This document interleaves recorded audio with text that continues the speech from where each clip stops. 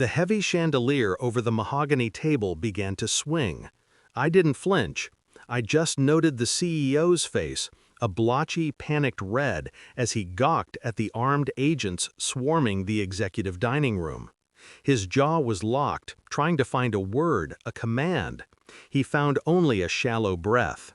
10 minutes ago, I was his loyal protege, sipping Bordeaux, playing the pawn. Now, I was the trigger. My phone had vibrated once, a silent hum in my silk-lined pocket. Unknown number. One sentence, cold and sharp. Leave, now. Don't tell anyone. I didn't hesitate. Calculation replaced surprise.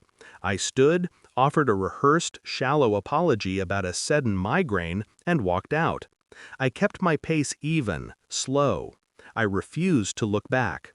The moment my hand released the brass door handle, the alarm shrieked, a sustained, hysterical sound. I was already in the elevator, descending. My pulse was steady. I was not fleeing chaos. I was escaping the consequence of a controlled detonation. The text wasn't the opening shot. The war began 6 months ago, not with a lover's quarrel, but with a document. The CEO, Marcus Thorne, had built his empire on systemic fraud. He didn't just want to commit a crime, he wanted to commit it and walk away clean. That required a legal scapegoat. He had insisted I sign the whistleblower waiver, a complex 40-page clause he called standard risk protection for rising executives. His eyes were warm when he handed me the pen. I saw the lie, the manipulation, as clearly as the ink drying on the paper. He designed it to muzzle me, to guarantee my legal ruin if I ever dared to speak. He was preparing to collapse the whole scheme onto my desk, a convenient junior executive who lost control of the accounts. I signed it. My signature was not compliance, it was acceptance of a challenge. I let him think he had locked me in his cage. I didn't break. I just began to study the architecture of the lock. Gathering the evidence was silent, meticulous work, a late-night shadow in the empty office. I wasn't hunting for a single mistake. I was compiling a manifesto of his destruction. Every wire transfer, every offshore shell company deed, every shred of correspondence he thought he'd scrubbed was digitally duplicated. Arrogance had made him rely on physical shredding. He forgot the digital echo is absolute. I focused on the waiver. I read it until the legalese became plain English, a weapon handed to me. The clause he'd designed to ruin me had one critical flaw, one buried stipulation: mandatory self-reporting.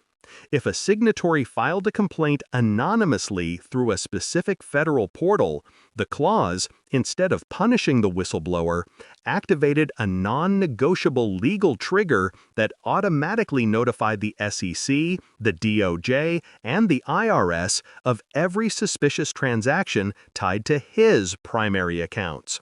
He had built a time bomb with a failsafe. He just handed me the remote. I drove away. My escape was funded by the man I was leaving behind. Marcus was screaming in the dining room, his voice thin with disbelief. Who triggered this? I heard the frantic, terrified reply over the security guard's desk phone as I walked past the lobby. I paused by the exit. The general counsel, his chief accomplice, stammered, "Sir, it was the whistleblower clause you made her sign, the one filed under Sarah's name. It just went live." The total, immediate silence that followed was the sound of his world shattering. He wasn't ruined by an enemy he saw. He was undone by the perfect trap he had set for me. My car slipped into the cold night traffic. No tears, no sense of moral victory, just absolute, chilling peace. He thought he was signing my death warrant. I made sure it was his own. The betrayal was his crude attempt at survival. The revenge was my calculated, flawless reply. I was untouchable. He was ruined. He should have read his own fine print more carefully.